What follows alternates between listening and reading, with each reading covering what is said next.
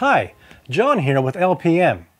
I've had the iPad 2 for a little while now, and I wanted to take a few moments to offer some additional comments as a follow-up to my initial first impressions video you can check out by clicking right here.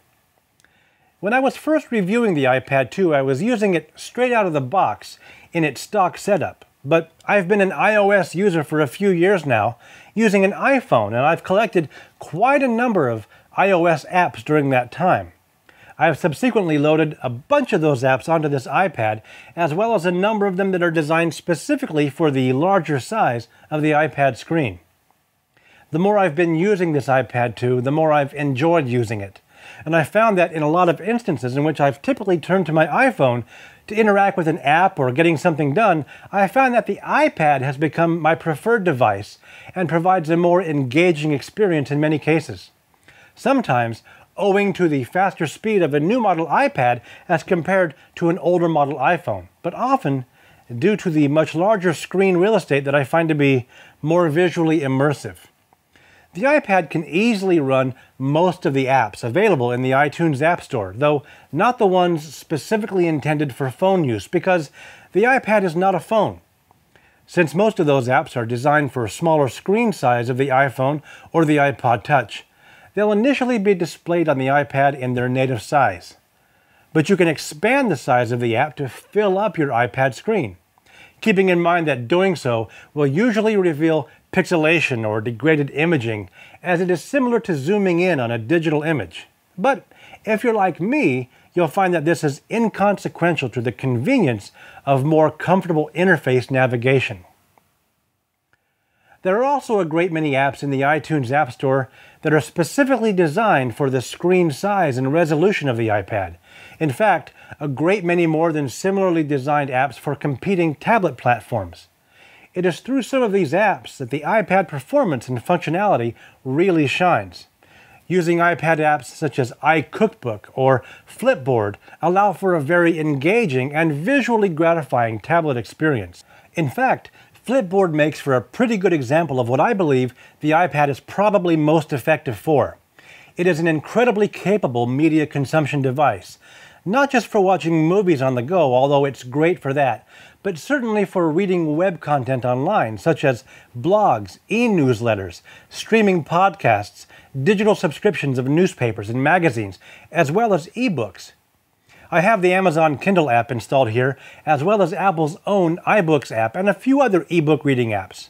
The text and graphics show up bright and clear on the iPad screen, and I find that reading books on the device to be surprisingly comfortable. It may be a different experience than reading an e-book on a Kindle or a Nook, but the iPad doesn't really try to compete with those devices. Traditional e-book readers tend to prioritize a simplified interface, low eye strain with extended use, and very low power consumption. The iPad tends to focus more on a very rich and intuitive visual engagement with your media content. But there is one caveat I've discovered, though. I remember Apple pushing iBooks as one of their featured apps during the launch of the first iPad back in 2010. And I believe that iBooks then came pre-installed on every new iPad, and with Winnie the Pooh included as a free book. Well, Apple is still promoting iBooks as a built-in app for the iPad 2, but it doesn't actually come pre-installed, or at least it wasn't on my iPad. But no worries, it's just a matter of going to the iTunes App Store and downloading the free iBooks app and installing it on your iPad. And yes, you can then still download the free Winnie the Pooh book, as well as a whole store full of both free and paid ebooks that you can then enjoy on your iPad.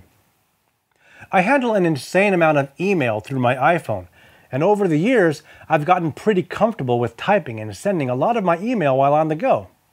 I tend to have my iPhone with me most of the time, certainly more than I do with the iPad, so I still handle a lot of my email through my iPhone. But when I have the iPad nearby, I definitely prefer to use it to sort through and read my email. Compared to the phone, reading email on the iPad is much more comfortable by a wide margin. But I have to confess that typing emails on the iPad, or typing anything for that matter on the iPad, just hasn't grown on me. Traditional touch typing just doesn't feel right with no haptic feedback, and the device feels too clumsy and awkward to accommodate the two-handed thumb typing that I'm used to on the iPhone. But maybe that's just me. I've heard others having more favorable experiences with typing on the device. What do you think? Leave a message in the comments about your own typing experience on the iPad. And finally, I want to take a few moments to address one of the key differences between the iPad 2 and its first-generation predecessor: the cameras. As discussed in the earlier video, the iPad 2 comes with both a rear-facing and a front-facing camera. You've probably heard that as far as cameras go, neither of them is groundbreaking in terms of mobile imaging. They're both pretty low resolution and probably don't compare very favorably against cameras in most current generation smartphones. Video recording is decent with pretty accurate color reproduction, good motion capture with commendable detail, but very limited dynamic range. And the same holds true with still photography. Results can be pretty good, especially under optimal exposure and lighting conditions. Daytime outdoor shooting is often a pretty good bet. Low-light shooting, however, is not the iPad's strong suit. Images may suffer loss of detail and notable amounts of digital imaging noise. All that being said, I think it's clear that the iPad wasn't really designed to be a primary image capture device.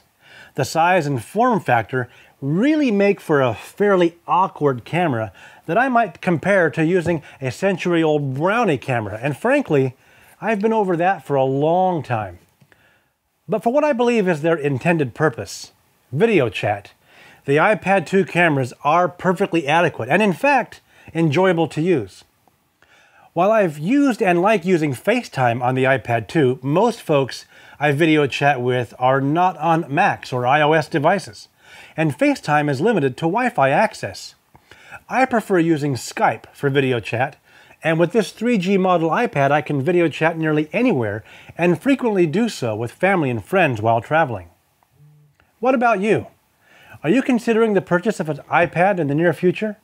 Do you plan to use it more for productivity, gaming, or media consumption? Or do you already have an iPad and wish to share your own thoughts on the device?